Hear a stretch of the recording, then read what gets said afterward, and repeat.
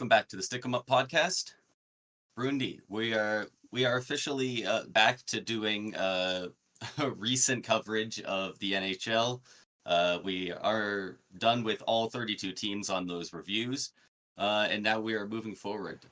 We are going to be covering our standing predictions for the NHL, the upcoming NHL season in this episode, as well as reporting in on how badly ours went last year that we did. Before we get to that, we got a couple extensions and I guess one that's technically a signing that we want to get to. Do you want to read those off? Yeah. Just going off what you said, we are on the eve of kind of the regular season. We kind of know, it's kind of started a little bit with the overseas between the Devils and Buffalo, but we are wrapping up the off-season reviews and whatnot, and so now this is kind of our whole the Stick 'em Up guide to the 24-25 NHL season. But for the signings that just happened, Jesper Wallstedt signing a 2-year extension with Minnesota, $2.2 million. That's a good cheap contract for him, and expect him to play at least a handful of games for Minnesota this year, if not more. And then the big one, we talked about it numerous times. Finally, it's over with.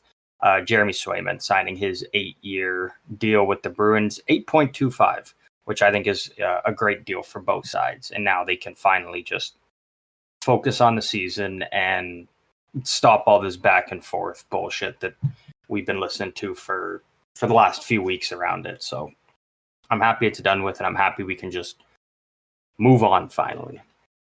Yeah, like that's I can't believe Swayman wasn't asking for more for how much the Bruins were really up their own ass with, like, man, he won't sign. We're offering him huge money. And then he ends up signing for a $250,000 more per season. Like, if they offered that and Swayman said, no, I want that, like, I'm surprised they didn't just sign it way back then. But either way, they got the deal done, and I know it seems to be making headlines because the coach and the GM were saying that Korpisalo would start the season whether a deal got done or not, and now they're saying Swayman might. Guys, it was all just like contract bartering, right? Obviously, if they sign Swayman, he gets to be the starter right out the gate. Like they don't owe Korpisalo game one, right? Like. Yeah, exactly. Of course you have to say that. It's business, and now that it's done, Swayman's the guy. So I definitely expect him to start their first game. But yeah. And Wallstedt, like, very similar to the Askarov extension, extra 2 years to see what you got before you lock in long term. It's a win-win. Yeah, I couldn't agree more with you there. And I'm just glad it's over and done with, and we don't have to talk about it ever again. Thankfully for that. Yeah. But moving into the meat and potatoes of the episode, the NHL standing predictions that I got to assume we'll be doing every year, because what hockey fan doesn't want to try and predict exactly where everyone's going to shake out? Before we get to our predictions for the upcoming season, we thought it might be good to touch on what we predicted last year. We're not going to list out every single spot that we had them in, because that would be weird to listen to and take a lot of time. But the big thing is we are going to go over the wrong placements we had as far as being in the playoffs goes. So anyone we had making the playoffs that missed, or vice versa. Brundi, do you want to embarrass yourself first, or do you want me to do that? Yeah, I'll go first. I don't know how bad yours is compared to mine. I can't imagine you missed on more teams than me. Okay, how many did you miss on? Like, not in total for like all, but like, because obviously if you have one team to make it and they don't, that means you missed one. So like in terms of that, what are you at? In terms of incorrect playoff appearances, I had 10 wrong. Oh. Okay, yeah, you're way. I was gonna say you probably have 4 or 6 or something like that. I have 6, but I have a lot of big ones. that I'm looking at. I'm like, we both why? have the same big one for sure. I'll start off first. I don't know the proper way we want to do this, but I had Buffalo making the playoffs. I had New Jersey making the playoffs. I had Pittsburgh making the playoffs. I will say, Pittsburgh, I did have in a wild card too, so I wasn't far off from that one. Yeah. Minnesota, I had making the playoffs. Calgary, I had making the playoffs. And Seattle, I had in the playoffs. And unfortunately, none of those teams made it to the playoffs this last year. Now, the teams that I missed, the teams that I predicted to not make the playoffs that did. This is a tough list. We'll start off with the easy one, Washington. I was going to say, most people probably had that. Yeah.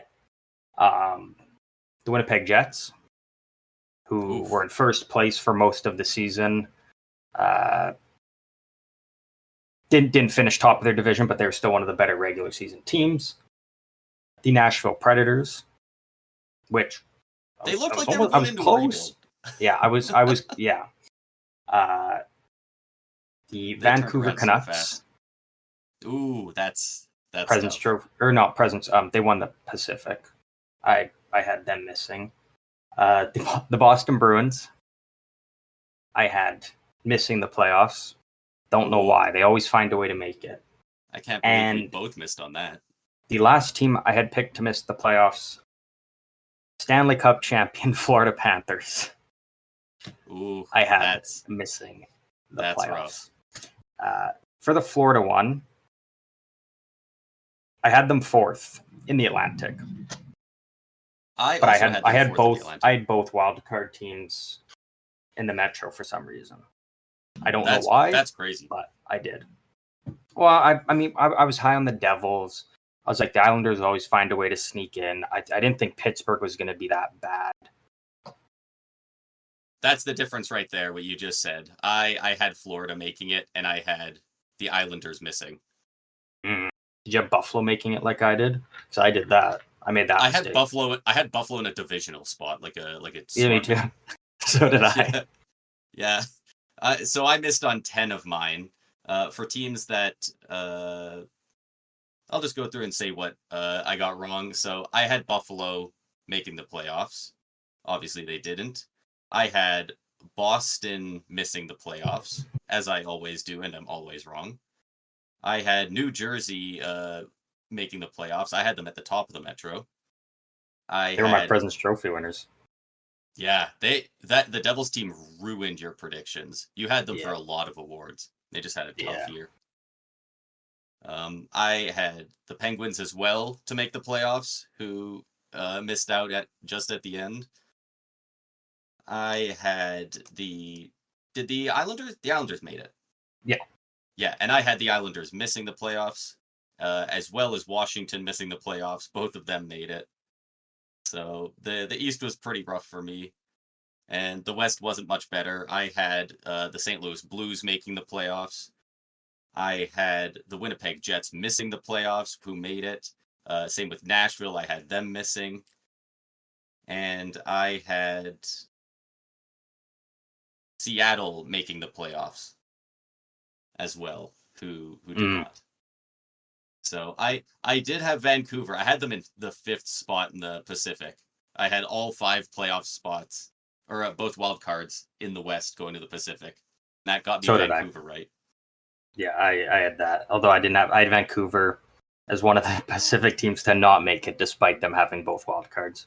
I do remember when making the list last year that it was like as close as a coin toss for Vancouver or Calgary, who I had 5th and 6th in the Pacific on who got that spot. And I gave the edge to Vancouver, and then they balled out and they were way up at the top. So yeah, they had a good year. Great year.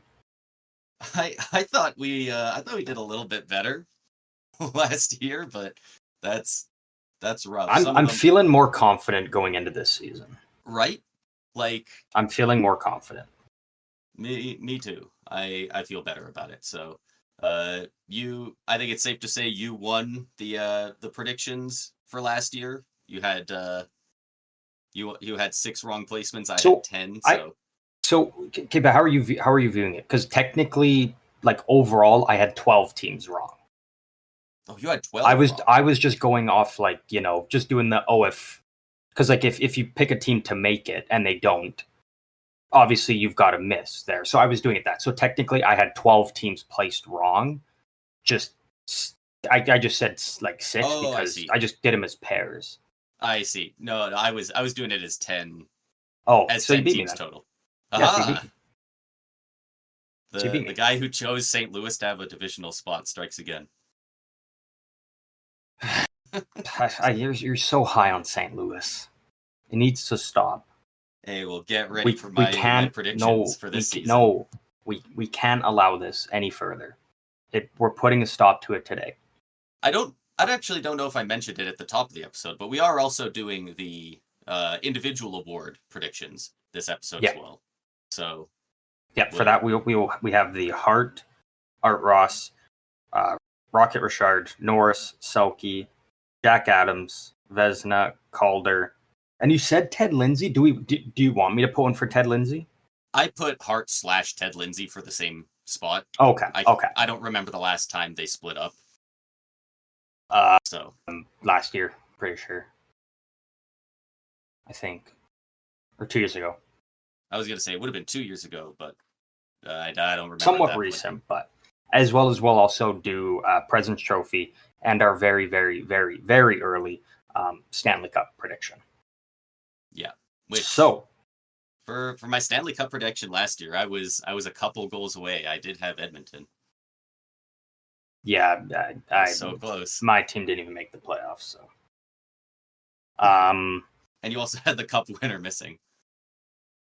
Yeah, I was so wrong last year. It was awful. It was a tough year rebuild the Devils for me. Ruined a lot of brackets though. But do we want to start with since we've already been talking about it, the team standings? Yeah. So how do you want to go through them? Like, what's the easiest way to convey? You know what? Maybe we'll sort by their points last season and just go division by division. That's what I'm thinking. We'll just go through the teams, and it's just a 3, 2, 1, yes or no. Well, we got to. Then we have to put where we have them ranked. Yeah, we'll say yes or no, and then whether we have where we have them ranked from there. Okay. So which division do you want to start? Do you want to start with the Metro? Let's start with the Metro. Okay. So the Metropolitan Division, 8th place last year was the Columbus Blue Jackets with 66 points. Yeah. So do we want to just say whether we have them make the playoffs, or do you want to just say where we have them finishing in the division? Because there's no point being like, oh, we both say no, and it's like, oh, we have them 7 or 8, right? Yeah, you know what? We just say where we have them picked, and then if we have them in a 4 or 5, a potential wildcard spot, then we can say whether or not we actually have them stealing a wildcard spot. So the Columbus Blue Jackets. I have them in 8th. I have them in 8th again as well. I don't think that one needs to be too much of a shock. Yeah, no, it's the easy pick in the division. Boone Jenner just went out indefinitely earlier. Somehow it got worse. It's going to be a long year for the Blue Jackets. I really hope some of their young guys look incredible. Dude, yeah. I want this team to succeed. It's so hard to cheer against them, man. Yeah, it's going to be a while before we get to cheer for them back into a playoff spot. But for this year, it's just about growth for their young guys. Yeah. 7th place last year in the Metropolitan was the New Jersey Devils with 81 points. I have New Jersey all the way up to 1. I'm doing it again. I'm doubling down. He's doubling down. I have them in 2nd in the Metro. I originally had them in 2nd, but I was like, you know what? No. I'm just going to double down. If I'm wrong, I'm wrong. But I feel confident that they're a playoff team this year. So, yeah, they got to make the playoffs, man. Yeah. 6th place in the Metropolitan last year, the Philadelphia Flyers with 87 points. I have them in 6th place. I have them staying right where they were. I have them moving up to 5th, outside of the playoffs. 5th? Okay. I can respect that, yeah. I think I think really 4-7 in the Metro is a toss-up. That's what I was feeling. Like, they're going to be all within 6 points of each other. They're going to be so close. It's going to be a dogfight between these teams, 100%. The Pittsburgh Penguins finished in 5th in the Metro last year, 88 points. I have them staying in 5th, right where they were again. I have them moving up to 4th and still being outside of the playoffs. So outside the playoffs. All right. The Washington Capitals, they finished 4th in the Metro with 91 points, just barely squeaking into the playoffs last year. I have them dropping down to 7. I also have them dropping to 7. I give them credit. They tried. They really tried during the offseason, but a couple nice additions, Chychrun, Mangiapane, and the like, but it's just not their year. There's a lot it's all about really good teams right now. Yeah, and this team just doesn't do it for me. It really doesn't. It really doesn't. The New York Islanders finished in 3rd in the Metro last year with 94 points. This year, I have them dropping down to 4. I have them dropping down to 6th. Also worth noting, I do have the Islanders in 4, and I had Pittsburgh in 5. Neither make the playoffs. And it breaks my heart as an Islanders fan, but all we've done is just beat off the Atlantic Division for 4 months here about how good it is. So, Of course, I'm rocking with 5 teams from that division making the playoffs. Same. The Carolina Hurricanes finished 2nd in the Metro last year with 111 points. I have them dropping down to 3rd. I also have them in 3rd. Hey, look at that. And then for those who are good at math, you'll know what goes on here. The New York Rangers, President's Trophy winning team last year, 1st in Metro, 114 points. I have them in 2nd. And I have them in 1st. So, quick recap. I have Devils 1, Rangers 2, Hurricanes 3, Islanders 4, missing playoffs, Penguins 5, missing playoffs, Flyers 6, Capitals 7, and the Blue Jackets 8. And I have the Rangers, Devils, Hurricanes as my 1, 2, 3. And then all missing the playoffs, I have Penguins, Flyers, Islanders, Capitals, Blue Jackets in that order. And again, like you and I are both on the same page. That 4-7, we have the same teams just in a couple different spots. It's going to be a close fight between all of them. Like I have Islanders at 4, they could be 7. Washington 7, they could be up to 4. Like it's going to be a close battle between all those teams. Yeah, the Flyers don't have an incredibly impressive roster, but they performed so well last year. Like they make a couple of moves. Michkov shows up and is great. Like who knows? They might be on the heels of the Hurricanes if John Tortorella just kind of does his thing. Yeah, like the Flyers are definitely a dark horse team within this division, so I could totally see it. But we'll finish out the East here now, and we'll move on to the with Atlantic. The stacked Atlantic division. Last year, the Montreal Canadiens finished in 8th place with 76 points. I'll let you go first for this division. I have the Canadiens still in 8th. I do as well. I toyed with the idea of maybe a bit higher, but after the Line injury, I was like, yeah, no, just they're going to stay 8th. They need another year. Next year is maybe the year we'll see the Canadiens on the rise here. It's tough to say with this division. I wouldn't be incredibly shocked if they ended up winning a couple extra ones and moved up to 7th, maybe even 6th. Like it's possible. Depends. The next 3 teams that we probably at least have 2 of the same teams in this next 3, but like some of all those 4 teams that missed out in the Atlantic last year, it's so hard to tell. Like any of them could regress, any of them could jump up at a moment's notice. Like they all have candidates of guys who are point per game who could be like 100-point players, or they could put up 65 and be okay. Like it's so hard to tell. The Ottawa Senators, they finished in 7th in the Atlantic last year with 78 points. Where do you have them this year? I have the Senators finishing in 4th in the Atlantic, making the playoffs. You have them in 4th. I have them in 6th. I don't have them making the playoffs this year. I know. I wanted to. I really wanted to say Ottawa makes the playoffs, but yeah, I just, especially just looking at some other teams, I couldn't make a justifiable argument right now. So sorry, Ottawa. You got them. So at least one of us thinks it'll be a playoff team. The Buffalo Sabres finished in 6th place in the Atlantic Division last year with 84 points. I have the Buffalo Sabres dropping down to 7th. I do as well, yeah. This team just doesn't do it for me anymore. I just look at the team, I'm like, it's just the same team recycled every year, and it just it doesn't work.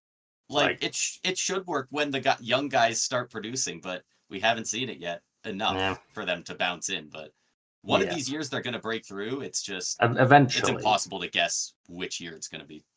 Yeah. The Detroit Red Wings finished in 5th place last year, 91 points, missed the playoffs. Where do you have them this year? I have the Red Wings coming in 6th in the division, not making the playoffs. I have the Red Wings in 5th place, making the playoffs. I have Detroit getting back in now.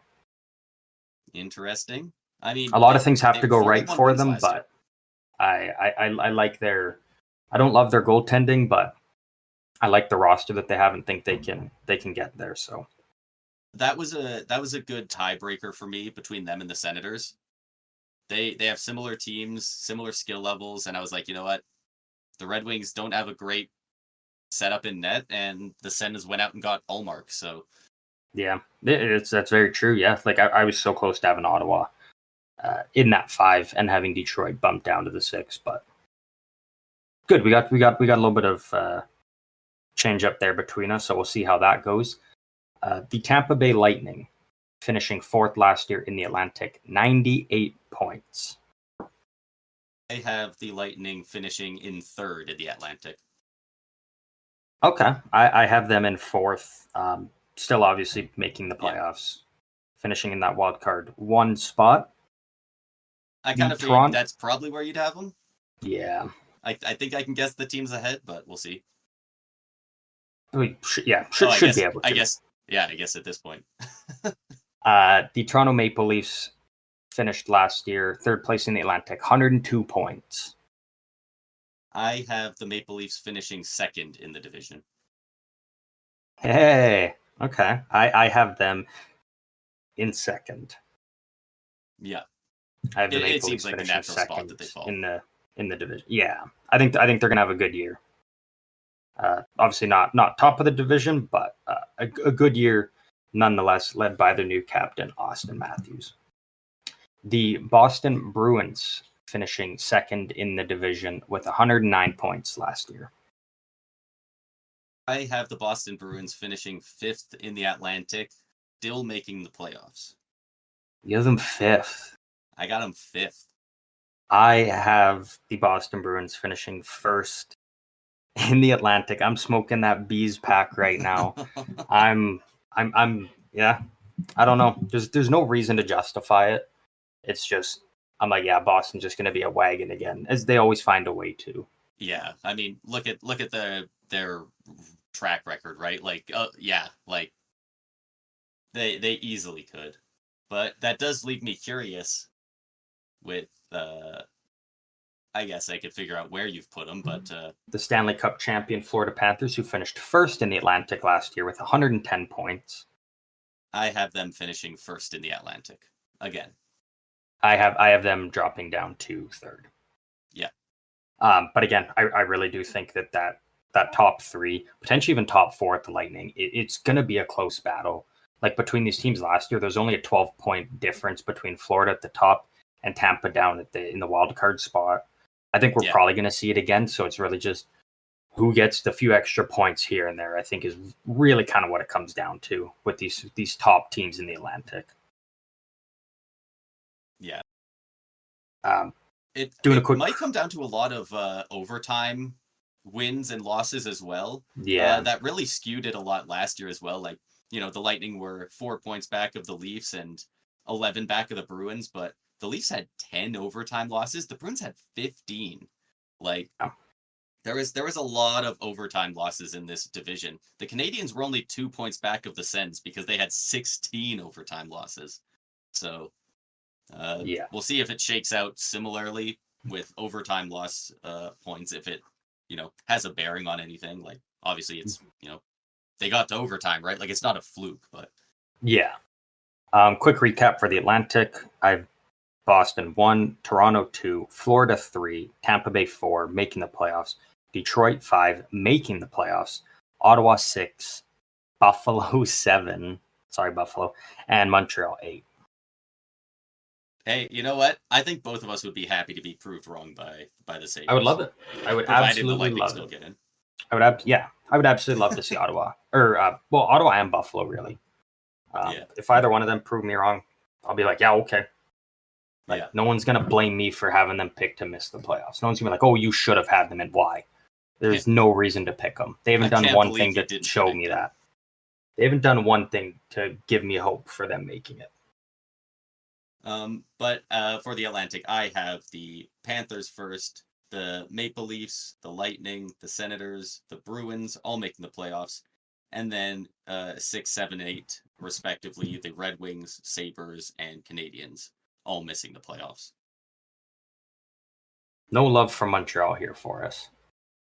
Hey, we gave them a lot of love in there. Yeah, we actually did. We love that top line. We actually gave them more love than Detroit. Yet I have Detroit making the playoffs. Hey, I was giving him some love. Lucas Raymond, he's gonna pop off this year. He's your favorite player in the whole league. Oh yeah. Well, actually, I don't know. We haven't got St. Louis yet. Hurricanes legend Jake Gensel. We haven't got St. Louis yet, though. There's still time. There's still time. Speaking of the Blues, we will make our way over to the Central Division. We'll start off with a nice little softball here. For everyone at home playing along, you can guess where we have this team ranked. The Chicago Blackhawks. They finished 8th last year in the Central Division with 52 points. Wow. Good for them. I have the Blackhawks in 8th. Yeah, they're in 8th. And I would be shocked if clearly 8th. I think it's going to be another at least 10 points between them and the team in 7th. Yeah, I mean, last year it was 25 points between them and 7th. Like at the bottom of every division, like, the Blue Jackets probably aren't challenging for 7, but like the Canadiens could easily at least challenge for 7. Like, I could see some of the other teams in the Pacific, but like in the Central, like that's Chicago's clearly the worst of what's a really good division though. Like 1 to 7 was tough. It was tough coming up with it. Tougher than I expected. It was nice having that easy, just slap it down at 8 and don't even look back. Yeah. You just keep moving forward. The formerly known as the Arizona Coyotes, now the Utah Hockey Club, great name, finished in 7th last year with 77 points. Crazy. I have the new Utah Hockey Club finishing in 5th in the Central and missing the playoffs. I also have Utah in 5th place in the Central, missing the playoffs. Yeah. I wanted to put him in the playoffs so bad, but I was like, I just can't over the top 4. I had at 4. I wanted to put him up above number 4 on my list so bad, but I just couldn't. Yeah. That's kind of how I felt too. I was like, I just can't do it yet. Probably next year, I think they're going to make I think they're probably going to be a team I think I would pick for the playoffs. But this year, I think they just need another year of just continuing to get better. They're not quite there yet. Yeah. I wouldn't be surprised if we have the exact same predictions for the Central. We're 2 for 2 so far. We're 2 for 2. The Minnesota Wild. They finished 6th in the Central last year, 87 points. This year, I have them staying in 6th place. I also have them in 6th place. Uh-oh. Oh, yeah. I'm scared at who you have at 7. Why don't we keep reading and find out? Next up, we have the St. Louis Blues. They finished 5th in the Central last year, missing the playoffs. They had 92 points. I have them in 7th. I have them in first. No, I have them in 7th as well. You put them in 7. I did. You're the biggest St. Louis Blues fan I know, actually. I was really and close it's not to a diss on the Blues. Above. I just don't know any Blues fans. Yeah, I was very close to having them above the Wild. Honestly, between Utah, because we both had 5, 6, 7 is Utah, Minnesota, St. Louis. They're going to be close. It's going to be hard. It's hard to predict the exact order. What it came down to for me between Minnesota and St. Louis was goaltending. That was really it for me. Like you can make arguments for both teams' rosters back and forth. I'd be like, okay, that's fine. But goaltending, it's like you could make the argument Minnesota's third goalie in Jesper Wallstedt is better than St. Louis's starter. I'm not saying he is, but you could. I could put Wallstedt. Maybe not Fleury, but Wallstedt. I mean, but I don't know. I think you could just as easily make the argument that Binnington's better than all three of them. Looking at his stats last year. I couldn't. If someone says it, like, okay, but to me, I'm like, don't get me wrong. I am not a fan of Binnington. I could give it to Fleury, but I think Wallstedt and Gustafsson, yeah. Wallstedt hasn't played in the NHL yet, has he? He's played a few games. Like, he's going to be better than Binnington. Like, I would say 90%, but I genuinely think he might already be Minnesota's best goalie. It's really just the other two goalies. Yeah. I mean, you can't throw Gustafsson on waivers and lose him, and I think Fleury, I don't think they have the option to move him to the AHL. So it's kind of just, Honestly, I would have had the Blues in 5th, possibly in 4th, making the playoffs, if they had a number 1 defenseman. They don't have... Yeah. If you're ever looking at a team and it's like you don't know who their best defenseman is, it better be because you have, Shea Theodore and Alex Pietrangelo or something like that. Not because you can't decide between Nick Leddy and Colton Parayko. Like, I love their forward core, but it's actually a decent forward core. It's just the defense kind of with the semi inconsistent goaltending is it's just a tough combination. But again, I think Blues are still going to be a very good team. Like, this division is going to be good. Yeah, like there's a very good chance that the Blues finish 7th in the Central. They potentially still could be higher than. They got 43 wins last year. Yeah, like, still going to be a good team. The Nashville Predators finished 4th in the Central last year, 99 points. They made the playoffs. I have them jumping up to 2nd in the division. I also have the Predators in 2nd. Oh, I think we're gonna. I was telling you, I think we're gonna dead even right now. We're dead even right now. The Colorado Avalanche finished 3rd last year in the Central, 107 points, obviously making the playoffs. I have them in 3rd. I have the Avalanche dropping to 4th. 4th. I almost had them in 4th, but it's just when you got McKinnon, Makar, Rantanen contract year. We got to keep saying that until he signs, because that's a big part of why Rantanen's going to be good. It was just tough to be like they're not in a divisional spot in this division. But I'm totally on board if they finished 4th, even 5th. I'd be like, yeah, okay, sign me up. I couldn't put them. I wanted so badly to have them in 5th and have either Utah, St. Louis, or Minnesota hop over them, but I just couldn't. Like, it's just so hard to right now. Like, I wanted to, with the thought of, like, if they have an injury to any of McKinnon, Rantanen, or Makar, like, their season is kind of boned or put into serious jeopardy. But, like, if you say that about almost any team, if your best player goes down, like, obviously, right? So So I wasn't going to play that game. The Winnipeg Jets finished second in the Central last year with 110 points, obviously in the playoffs. I have them in fourth place, making the playoffs, I will say. I have them in third place. I do also have the Avalanche in fourth, making the playoffs. Yeah, I figured as much. And then lastly, I think we do have the exact same for this. Yeah.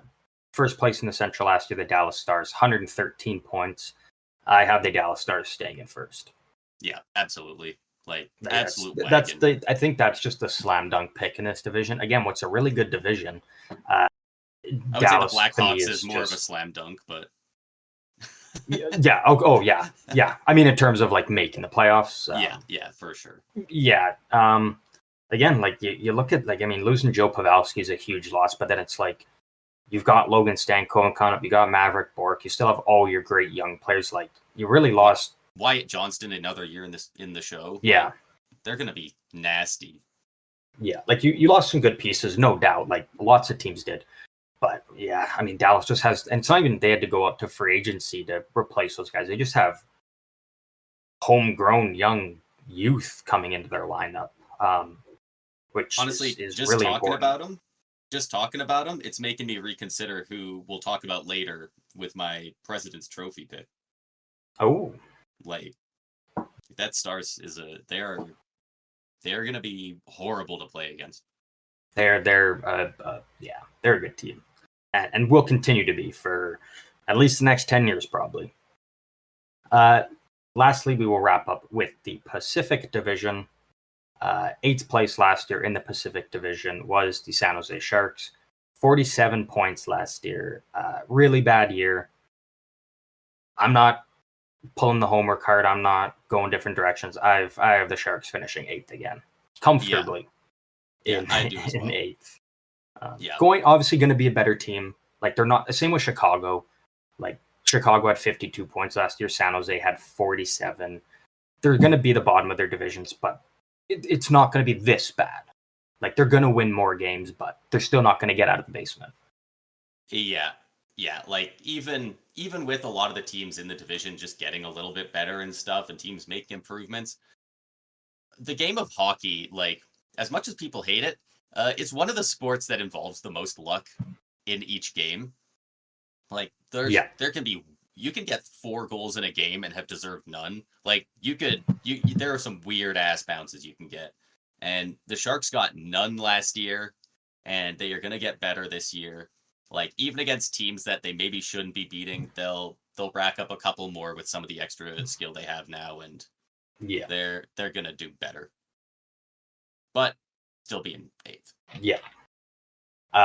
Last in the Pacific, the Anaheim Ducks finished in 7th place with 59 points. I have them still in 7. I have the Anaheim Ducks in 6th. I originally did have them in 6. Which we'll get. I'll discuss it more when we talk about who I have at 6. Yeah. The Seattle Kraken last year finishing 6th in the Pacific with 81 points. 81 points actually tied them with Calgary. Calgary just had the tiebreaker. I have the Seattle Kraken moving up to 5th in the Pacific, not making the playoffs. So I also have them in 5th, not making the playoffs. Yeah. Again, I think they're going to improve, but in terms of where they were last year, like they were 17 points out of the playoffs. Brandon Montour and Chandler Stevenson ain't moving the needle enough for them to make it for me. Yeah, and that's with some incredible goaltending they got from Joey Daccord. That I think he is underrated, but it's hard to imagine getting a full season like that out of him. Yeah, to replicate that for an entire season, I have my doubts. So yeah. The Calgary Flames finishing 5th in the Pacific last year. Again, 81 points. I have them finishing in 6th place. I have them in 7th. So I originally had them in 7. And I had them in 7 because I think the Flames are going to sell off a lot of big pieces at the deadline. That's exactly again, why I don't think they're going to sell all of them, and I think they're going to have enough of a gap between them and the Ducks to where they hang on, they finish. They'll probably be like even potentially tied. But I just think the Flames get off to a bit of a hotter start at the beginning of the year, and that kind of just holds true all the way through it. It's just Anaheim just can't catch them, regardless of how much Calgary sells off. Nonetheless, unfortunately, both going to be missing the playoffs. Yeah. I had the Ducks beating them out just because not only do I think the Flames will sell some pieces throughout the season, but the Ducks, they're only going to get better throughout the season. Yeah. Like, they have a lot of guys that will improve. Like, some teams, Blackhawks will do a little bit better, Bedard's a little more seasoned, but, like, this team has so many guys. Carlson could pop off. Like, Cutter Gauthier, Pavel Mintyukov, not Jamie Drysdale, Trevor Zegras, he's probably going to have a bounce back year, at least somewhat. There's a lot of reasons to think they're up and coming, but yeah, I think 6th is as far as they get this year. Yeah. Honestly, if they really each take a step, Captain Radko shows up, I wouldn't be shocked if they pass the Kraken as well. No. I don't see him finishing above Seattle yet. Anaheim's D-core isn't really that solid. Their goaltending is still a huge question mark. At least with Seattle, I'm a little bit more. But I don't remember. James Reimer. Yeah. And James Reimer ain't. If that's your guy, you're in trouble. I wonder if that means they're moving Gibson, because does that put him? Gibson's injured right now, though, so they're just grabbing Reimer to fill the void until Gibson comes back, and then Reimer will be back on waivers and maybe claimed by Buffalo again. Who knows? Yeah, maybe. The Vegas Golden Knights finished 4th in the Pacific last year, 98 points. Got eliminated in round 1. I have them jumping up into 3rd place. I know. I had them picked to miss the playoffs when we did our off-season reviews. I said they were missing. But again, it's just once you lay it all out. I didn't have Utah in there, and there was a big injury to a team we haven't talked about yet. That is the sole reason I have Vegas in 3rd. Yeah. I also have the Golden Knights in 3rd. It hurts, doesn't it? It's not a good feeling. I pulled up the lines to try and justify it to myself, and I looked at their D-core, and I'm like, this team ain't dropping out of the playoffs. Yeah, I know. I don't like to say it, but I do agree with you. The LA Kings finishing 3rd in the Pacific last year with 99 points. I have them dropping down to 4th place. I would have had them 3rd, but missing Dewey, Drew Doughty for that long, that's going to hurt that team. Yeah. Not enough for them to miss the playoffs because he will be back at some point. But it's just a tough loss, losing a guy like that. So I have them in 4th, but I do have them making the playoffs. Yeah, I also have them in 4th, making the playoffs. Honestly, I probably still would have had these standings even if without the Doughty injury. I think I'm underrating the Kings a little bit, but you know what? They can feel free to prove me wrong. Yeah, and you know what? Upset if they leapfrog the Golden Knights. Yeah. The Edmonton Oilers finished in 2nd place in the Pacific last year, going all the way to the Stanley Cup final, finishing the regular season with 104 points. I had them finishing 1st in the Pacific this year. No slow start for this team this year. Yeah, they finished with 49 wins last year after being in 31st at Thanksgiving. Yeah, that's crazy. Yeah. So I also have them finishing 1st of the division. It's also quick fun fact, because I've seen Buffalo, because obviously Buffalo is already 0-2, and a lot of Buffalo Sabres fans are already in shambles, and rightfully so. But to make them feel any better, there was only 2 teams last year that made the playoffs despite starting the season 0-2. Do you want to take a guess who those 2 teams were? Well, since we're talking about them, I'm going to assume the Oilers. The Edmonton Oilers are one. And just by the nature of the conversation, I'm going to guess the Florida Panthers. The Florida Panthers, yep. The two teams in the Stanley Cup final were the only two teams to make the playoffs last year, despite starting 0-2. So they're going on a run. Yeah, could be Buffalo's year, but we don't have them making it. The Vancouver Canucks finishing first place in the Pacific last year with 109 points. I have them at 2. Yeah, they'll probably be in second. They might ball out and make a push for that first spot, but I don't see them dropping out of this top 2. Yeah, no, they're going to be a good team. It's going to hurt having Demko out. I think it's for 4 weeks. I think they said right now. So going to be a big loss, but again, this is a good team. I like this team, and you know what? They have Shilovs, who didn't hurt him in the playoffs last year. Yeah, he was making a name for himself. Yeah. So, quick recap: I have Oilers first, Canucks second, Golden Knights 3, Kings 4, making the playoffs, Kraken 5, Flames 6, Ducks 7, and Sharks 8. And I had the exact same predictions, except I had the Ducks in 6th and the Flames in 7th. Right? So we're pretty similar in the Pacific, or the West as a whole, really. Yeah, actually, we had the Avs and the Jets swapped. We had the Ducks and the Flames swapped, and I think that's it. Yeah, so looking forward to seeing how all of these teams do. Curious to see how our predictions end up going. I have much higher hopes this year than last year. Yeah, let's get those wrong guesses down to single digits at least. Yeah. That's pretty That's rough. the plan. That's the plan. But we do still have some more predictions. We do still have all of our individual player awards, as well as our President's Trophy winning picks and Stanley Cup winning picks. Do you want to do those two at the end? Sure. Yeah. Or do you want to do President's Trophy now, do the individual player awards, and then just our Stanley Cup pick at the end? Let's do President's Trophy and Stanley Cup at the end. Let's do all the individual players first. Okay. Do you wanna take charge and lead us through our journey here on what really hurt us last year? Because man, we made some bad picks in our individual player awards last year. I am currently changing one of my answers. Oh, last second switch up. Last second change up.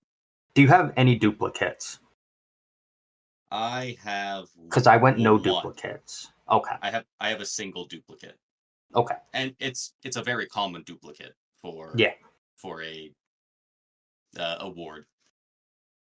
But do we want to start with the big one? We want to start with like the Hart/Lindsay. Do you have 2 separate people for that or just one? I have 2 separate. All right. Well, like the Ted Lindsay's so weird, but like to predict, because it's, players are unpredictable and they have all the power there. But yeah, I did one just in case because you said you had one, so I was like, okay, I'll throw one. So throw a name in there. For the Hart Trophy, I have Connor McDavid. Mm-hmm. It's not a jump off the page pick, but I do not have McDavid for the Hart. Who do you got? It's been a bit of an off the board pick. Here for it? I know you're here for it because I'm going with Nikita Kucherov. Oh, he had a great year last year. I don't even know who was playing on Tampa's top line with him in point, but I can tell you right now, Jake Gensel is going to be 10 times better. So, like, whatever Kucherov did last year, I'm expecting him to do even better. And again, like, if Tampa's making the playoffs, Kucherov's going to be a big part of that. So it's... Yeah, he's going to be... I think he's going to get the credit that he never really got this past year, despite the incredible season that he put together. I'm not going to lie. I'm very curious as what you have for the Ted Lindsay, because in my mind, the only way I was putting the Lindsay and the Hart differently was if Kucherov won the Lindsay, but not the Hart. because he really just does not curry any favor with the voting community. Whoever fits the, PWHL or whatever, That's definitely not it. That's definitely not it. That's definitely the Pro Women's Hockey League. The Writers Association. See, I don't think it's that. Like, I know a lot of people are like, oh, the Kucherov just has better. No, I think it's really just they wanted to give it to McKinnon so damn bad last year. It is that. They wanted him to finally have one. But they weighted their votes like that on purpose. Like, if you look at the voting, it wasn't everyone who had Kucherov coming in first. Almost all of them had McKinnon coming in second. Which those are my top two. But a lot of the people who had McKinnon in first had McDavid and Matthews, and like Kucherov, like he got a lot of fourth and fifth place votes. And all those guys, the first vote went to McKinnon. I think, and I get where you're coming from, though. But like for me, it was points on purpose a little bit. I don't. I mean, for me, like McKinnon was my pick. Like not beginning of that season, but just going into the awards. I'm not going to argue him being a first. But like it was so close. So it's hard, but like I think Kucherov really does separate himself from the pack a bit, especially because again, I think he's a big reason why Tampa makes the playoffs. Like, without Kucherov, they're in trouble. Absolutely. So I think he gets his flowers this year, and I think he wins it deservedly. So, hey, you know what? I would be absolutely here for it. I feel like he's one of those guys that's more likely to win the Lindsay from the league, from the players, than he is from the writers. But I am incredibly here to be proven wrong. That being said, who do you have winning the Ted Lindsay? I did a fun one. I did a very fun pick with this. Just hear me out. Okay. Just hear me out. The winner of the Ted Lindsay Award is the all-time NHL's goal scorer, Alex Ovechkin. No way. It's probably not going to happen, but how cool would that be if Ovi breaks the goals record and the players are like, you know what, fuck it. Ovi just set the all-time goals record. Why not? No, that would not be cool. That'd be so lame. I'd love it. I can absolutely see a world where it happens. I can absolutely. I would love it. I think that'd be so cool, and it'd just be a nice tribute from the players to be like, you know what, he's got you could pick. He doesn't need that.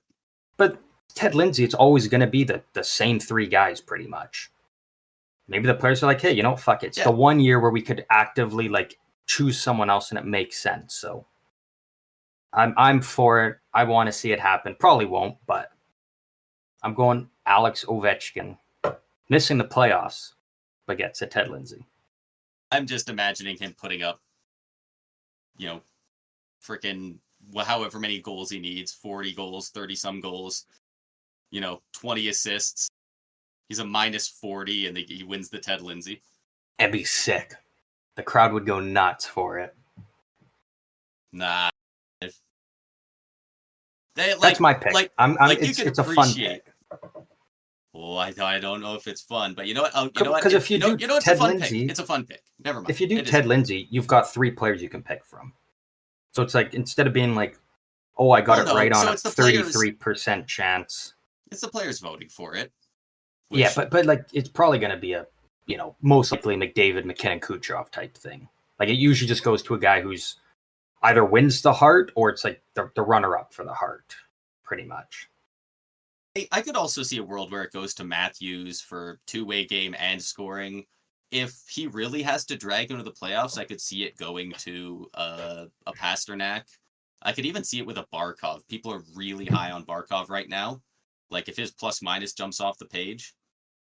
See, if Austin Matthews didn't win the Ted Lindsay last year, I don't know if he wins it this year.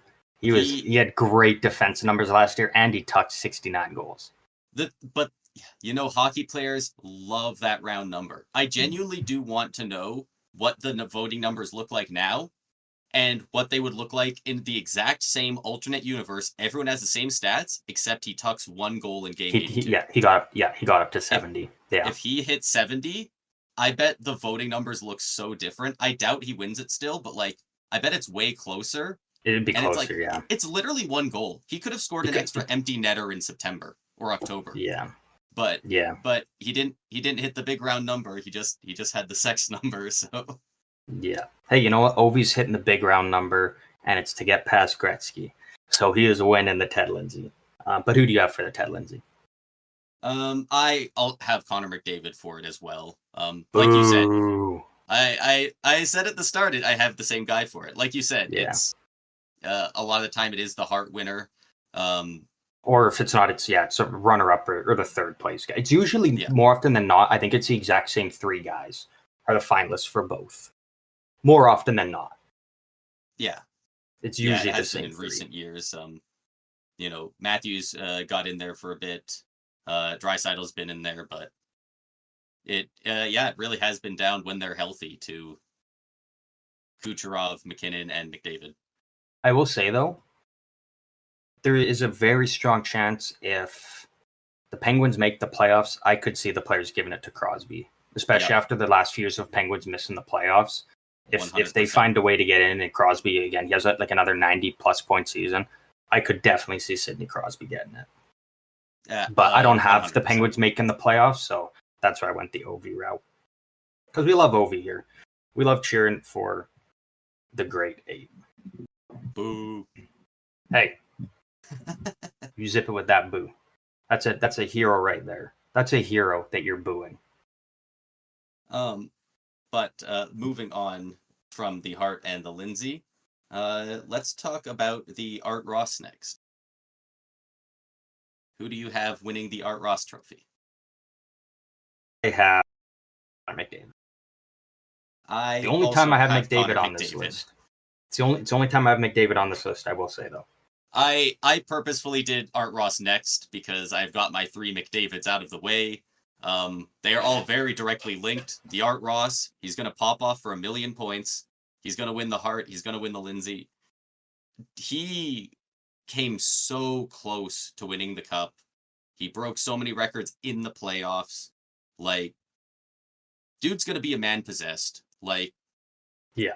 Like, he is going to be skating his heart out 60 minutes a night for the Oilers, probably. Like, he's just going to be the center for all 4 lines, and everyone else gets to play wing now. Yeah.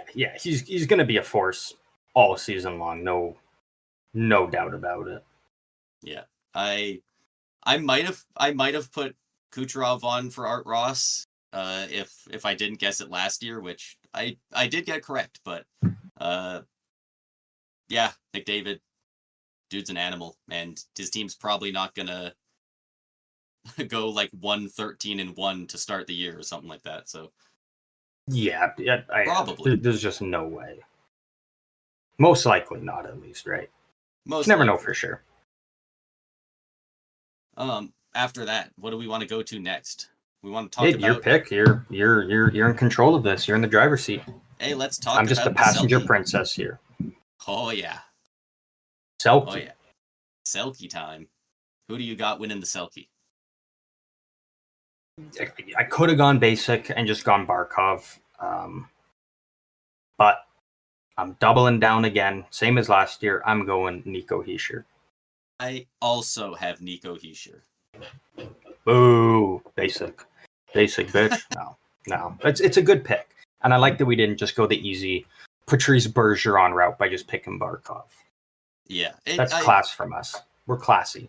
We're so sick for that, man. We're so classy for it, man. But like he's got, another year under his belt. He's gonna have Jack Hughes like out there helping him put up points. I don't think they're gonna play on the same line most of the time, but on the power play, like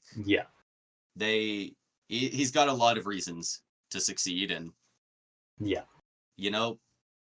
it's probably gonna come between him and Barkov. Kopitar is always in the conversation still, but he's starting to slowly fall off eventually. And other than that, are there any real massive names that contend for it? Like Austin Matthews could, but like he just kind of hasn't. Like he's already putting up great defensive numbers and insane goal totals and point numbers. So I don't know what else he'd really need to do. I guess get on the penalty kill more, but like, yeah, it's that, and then it's beyond that. It's a lot of peripheral guys. Crosby gets a couple votes, Anthony Cirelli, Joel Eriksson Ek, the like of them. Maybe an Elise Pettersson, but until another guy really throws his hat in the ring, it does feel like it's between Hischier and Barkov for the most part. I completely agree. Let's talk about a couple of defensemen. Let's talk about the Norris. The Norris Trophy. For the Norris Trophy, have Adam Fox. I think he put up insane numbers last year once he came back from injury, and he missed a couple too many games to really, really get too much traction for voting. But with a full year this year, I think he's going to pop back off. Yeah, I also have Adam Fox. Oh, I did. Wow. Yeah. I was kind of between him and Bouchard, but I was like, man, Bouchard's, even though Bouchard there's a very good chance he leads defenseman in points, his defensive numbers are always so shit. Whereas Adam Fox actually has the point totals, it's always up there, and he's got great defensive numbers with it. Does he have great defensive numbers? Yeah, I genuinely don't know. Yeah, his advanced defensive analytics last year were actually really good. Which is kind of why I thought there's a good chance he could still win it, but I think it was just missed a little too much time. So I'm going with Adam Fox, a fully healthy Adam Fox. It almost felt like I couldn't pick Hughes or Makar because I kind of felt that, they're both so good. I can't pick just one of them, so I had to go outside the box and grab somebody else. Adam Fox isn't really outside the box, but he's not in the top two right now, it feels like. I was also very close to picking Roman Josi. I think there's a very good chance Roman Josi breaks 100 points this year with all the talent they have in Nashville, but it just feels like a safer bet for Fox. Yeah. You can't go wrong with picking Fox for 100%. Let's next do the Rocket Richard Trophy. Most goals in a season. Who do you got? You're not gonna like it. I am going with the grade 8. Nah, I'm just kidding. I'm going Austin Matthews. Okay. It's just the obvious pick. Until someone beats Matthews, I'm just gonna keep picking them because then I can guarantee I get at least one right. I'm going Austin Matthews as well. It's just the obvious pick.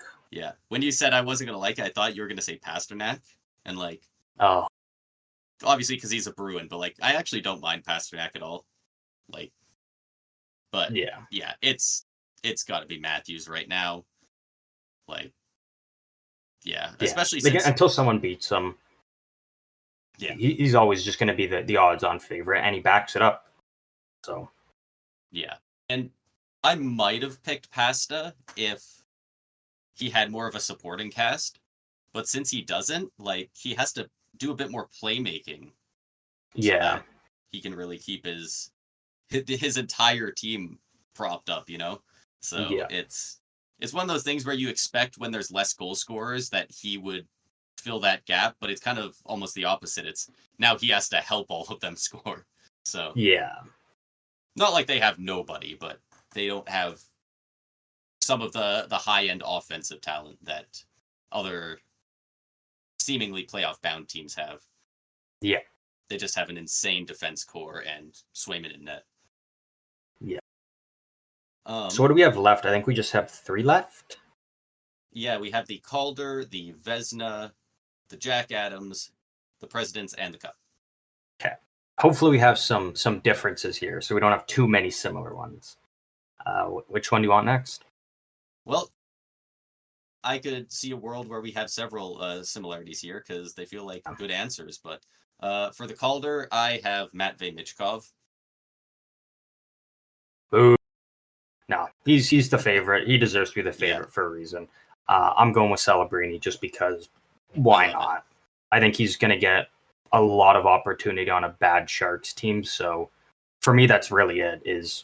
I think Michkov's surrounded by better talent, but I think Celebrini gets more ice time because it's just such a bad roster. And so he's going to be relied on in a lot more situations, whereas Michkov can just be a regular guy in the mix for the Flyers, because we know Tortorella, he doesn't play the favorites card. He just runs the team his way. And so I think it's just Celebrini gets more time on ice. Playing with a guy like Toffoli, like, it makes sense. I probably would have went Celebrini if Michkov hadn't looked so good in the preseason. He looked so good in the preseason, yeah. Like, he had a great preseason. A lot of rookies did, actually. I couldn't open my phone without another highlight of his showing up, so. Yeah. It's going to be fun. Like, there's a lot of rookies that have made their respective teams out of camp, so we're going to be seeing a lot of young rookies in this league, and I'm curious to see, you've kind of got the favorites at the top, but there's always that one, sneaky guy who kind of just sneaks in there. It's like, he's not supposed to be part of this race, and they make it interesting. So I'm curious to see who that's going to be this year. We do know at this point that Carter Yakimchuk is not going to be a part of that. He's been sent back to the Hitmen for the year, but you know what? That's probably best for his development. He looked good, though. Yeah. Connor Key, he looked really good. Practicing on the third line, power play too. Yeah, he could be a guy that's easily right in that mix. Probably not quite up there, but we'll see. Yeah, if he finds a way into that Tampa top six, I wouldn't put it past him to win it. We got a big old spot on that second right wing. Yep. It's going to be Connor Sheary's spot until he takes it. Fuck. He'll take it eventually. Hopefully. But all right, so we got one difference there again, finally. Yeah, we got another one. Let's see if we can keep that going. Let's do it with the Jack Adams. No way we have the same for the Jack Adams, right? There's no way. Yeah, we do. Yeah, we totally do. You want to just say it for the both of us and we can just move on? For the Jack Adams, have Sheldon Keefe. All right, we can move on. Yeah, it's the easy pick. If Edmonton ended up missing the playoffs, I might have gone with Chris Knoblauch. But like, he just went to the Stanley Cup final. Yeah. There's literally no way he wins it now, because we all know Edmonton's a Stanley Cup favorite now. So, and Sheldon Keefe, he's going to take this New Jersey team from, bottom 10 team in the league to being back in the playoffs. So that's so usually what they award it based off of. And it's so dumb that they do that, because we all know if they went without a coach this year, they'd probably make the playoffs. Like, they are a great team. They're so well constructed. They just had a lot of injuries and a lot of bad luck last year, and they didn't have goaltending, which they now have. Like, the expectation shouldn't be they missed last year, so when they make it this year, it's a surprise. Like, we all expect them to make it, so Keefe is very much the front runner, but I don't like it because neither do I. It shouldn't be that way. I've said it before. He's not a top 10 coach in the league for me. He's not a top 12. But again, like, knowing how they award the Jack Adams, it's probably gonna go to Keefe. So and the media fucking loves him.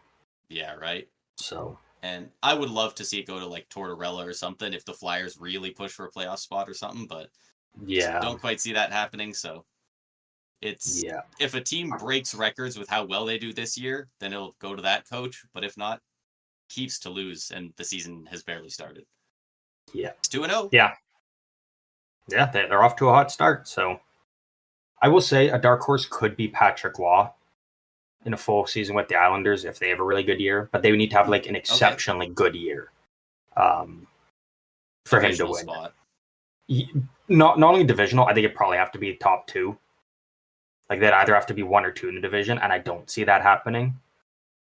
But like, on the off chance that it does, I could see.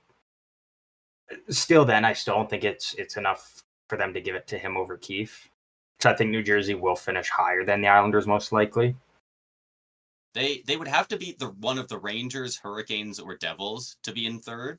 And if they can do any of that with the roster they have, compared to the rosters of the other 3, like, if you compare those 4 rosters, one of these things is clearly not like the others. Like, I do like the Islanders, but there's a lot more talent, high end and depth on the other teams. Yeah. So but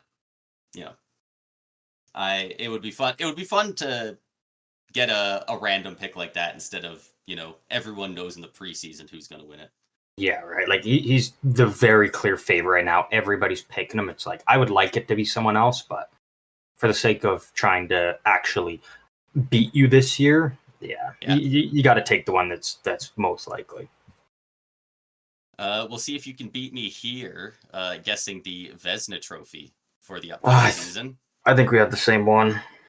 I just have that feeling we have the exact same pick. I'm reading your mind right now. I'm reading your mind.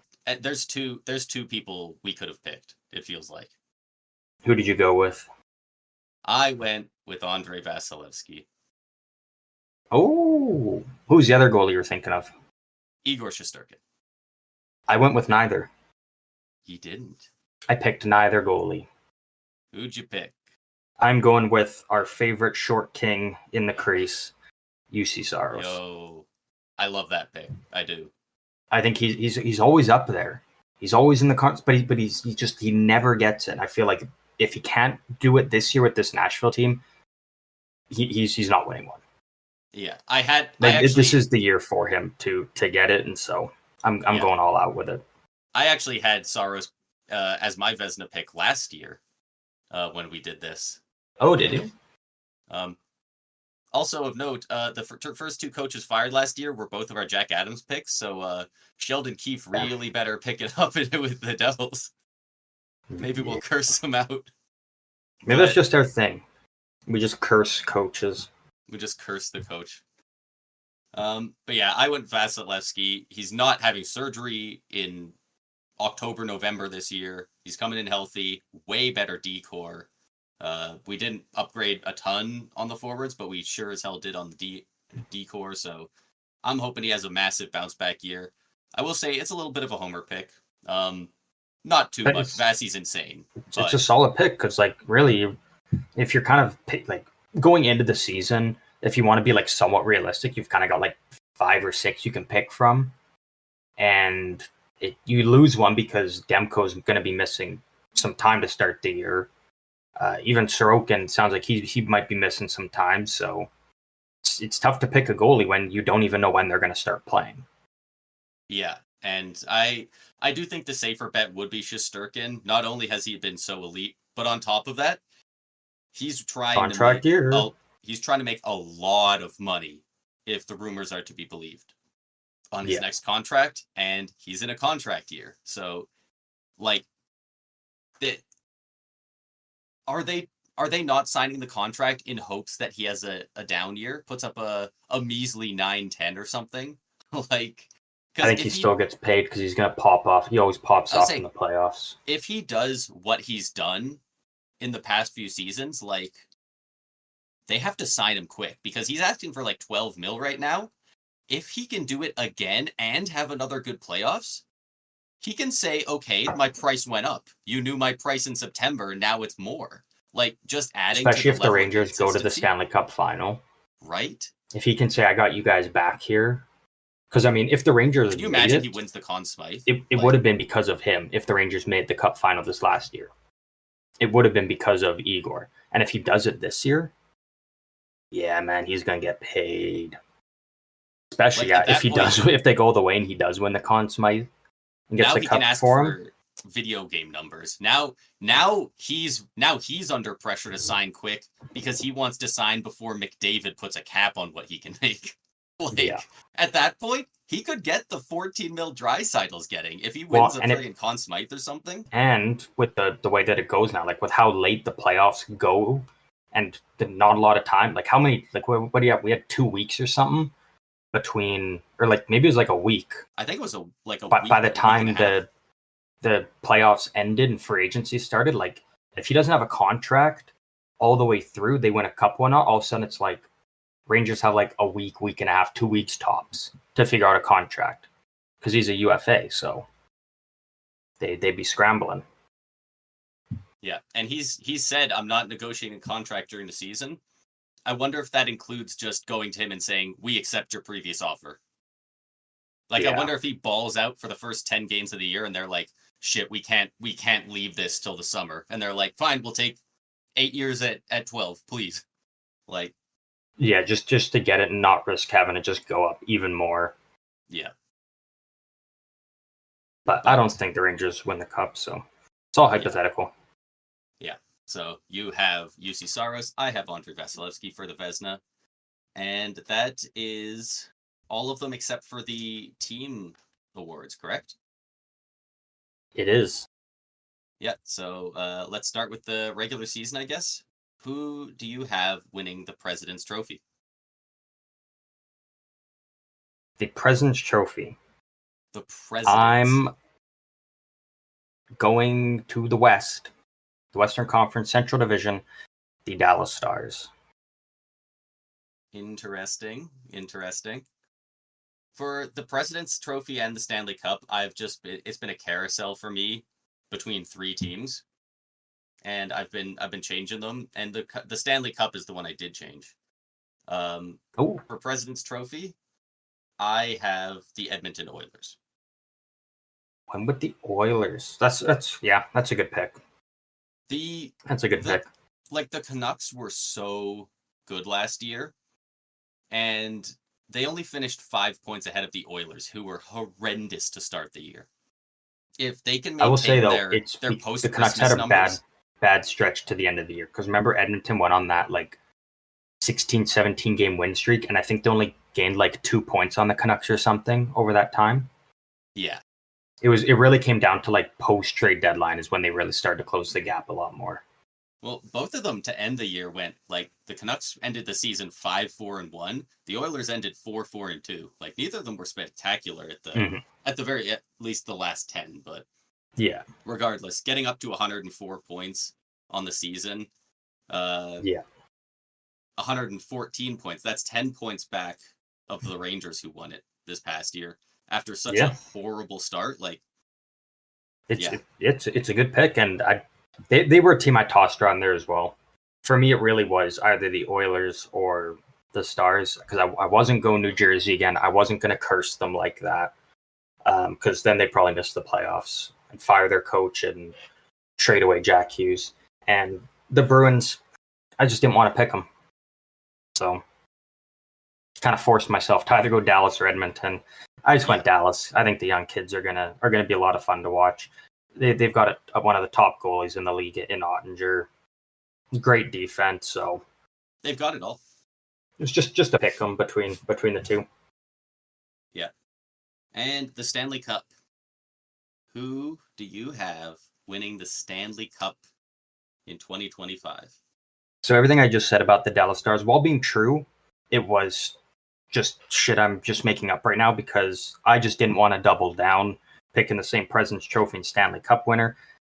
I have the Edmonton Oilers, Stanley Cup champions. I have them pulling a Florida Panthers heartbreak the year before, and they just go on a run, and it's just destiny for them to go back to the Cup final and get it done. Yeah, that's fair. I'm going with the Edmonton Oilers as Stanley Cup champions this year. I don't like it, but it's what I'm going with. Neither do I. And I also have the Edmonton Oilers winning the Stanley Cup this year. He doubled down. I tripled down. Doubled down. When we started recording, I had the New York Rangers winning the Stanley Cup. And then when we started doing these awards, I swapped it to the Dallas Stars. And then about 2 minutes ago, I swapped it to the Edmonton Oilers. It just feels like it's their year to win, especially after last year. And now that McDavid and all, the fact that they got there and were so close, it's just gonna light that extra fire under them, knowing there's no longer that sense around the team and in that locker room that just this team can't get it done no matter what they do. They know they can do it now, and I think that fuels them. Yeah. They're just a good pick for it. And I do think they will address their goaltending near the deadline. I think I don't know for sure, but something gives me the feeling that Linus Ullmark is not going to want to stay in Ottawa. And the Oilers should just throw whatever picks they have to at the Senators to get Linus Ullmark for one playoff run. And he might not want to sign there long term, but he doesn't have to. He can just go there in the playoffs, play win a his cup, best, and then go win a cash cup in probably, and then go cash in wherever. Yeah. I don't hate it.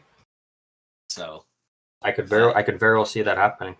Yeah, I feel confident in my pick with the Oilers, but I also don't feel confident with leaving the Rangers and the Stars not picked for either the Presidents or the Cup, because goddamn, those three teams are so good. It feels difficult not imagining one of them winning it, but who knows? Yeah. It could very easily go to a team like Vancouver. It could go back to Florida. Like, I'm not going to count Vegas out. Like, there's not a lot of teams making the playoffs that I'm going to discount. Like, the Preds could do it, the Avalanche. If Hellebuck looks like himself in the playoffs in any measure, they have a real shot. Like, I hate to say it, but like Toronto could be Toronto's year, maybe. Yeah, they really addressed their defense. They got a Stanley Cup winning coach. They got a great goaltender by all metrics so far. Let's not say great. Good. Well, he's been phenomenal. It's a small sample size, but we can't pretend the results he has got aren't fantastic. No, I'm not saying that, but I'm just. It's early. I can't sit here and say he's great yet. I need to see him play. Yeah, he's great. He's not consistently great. At least 30 to 35 game stretch where, it's not just like, oh man, Toronto's goaltending is again an issue. Like, I think he's going to be great. I think he's going to have a good year, but I'm not ready to throw the word great around with him yet. He's not ready to throw the word great out there, is he? Nope. No, but Ovi's gonna win the cup. No, just the Ted. Just the Ted Lindsay. Just the Lindsay. And be the all-time goal scoring leader. Do you know how many goals he needs to get that? There's got to be a website for it at some point. That's just a huge counter. How many he needs? I believe he needs 43. How many points? Nope, that's goals. How many goals for Ovi? In Ohio? The hell is Google trying to tell me? He needs 42. He needs 42. He needs 42. So, I mean, it's Alex Ovechkin. That's definitely doable. Especially with how, what did he end with last year? 33? I want to say 31, something like that. 31, yeah. And he had, I think, 5 goals in the first, 35 games or something of the season. He had, I think it was 7 or awful. 8 goals in his first, 50-some. He was off to such a horrible start. He had 20 goals in his last 22, 23 games of the year. It was crazy. Yeah. Which everyone's looking at that yeah, he can do it. And it's it's so hard because you can equally be look how bad he was to start the year, but also look how insane he still can be. Impossible to tell. But whether he does it this year, next year, or even the year after, he's not leaving the NHL without that record. Exactly right. It's what we've been saying all along. Everybody kind of knows it. We've got Ovi until at least the record's broken, and then at that, it's him just playing out his contract like he said he would. Yeah, but and he's not even a guy who's really ever had injury issues in his career. So that's not even really a thing anybody needs to worry about. It feels obviously freak accidents can happen, but everyone's still hands together praying, hopefully Sid can stay healthy and we can get 3-4 more years out of him. But that's always on people's minds. Nobody thinks about that for Ovechkin. That's not even a thing you think about. Yeah. But I believe that wraps up all of our predictions for the upcoming 2024-2025 NHL season. I look forward to seeing how all of these play out for us and, looking back on it throughout the season, see how we're doing and see if any of them are looking horribly wrong.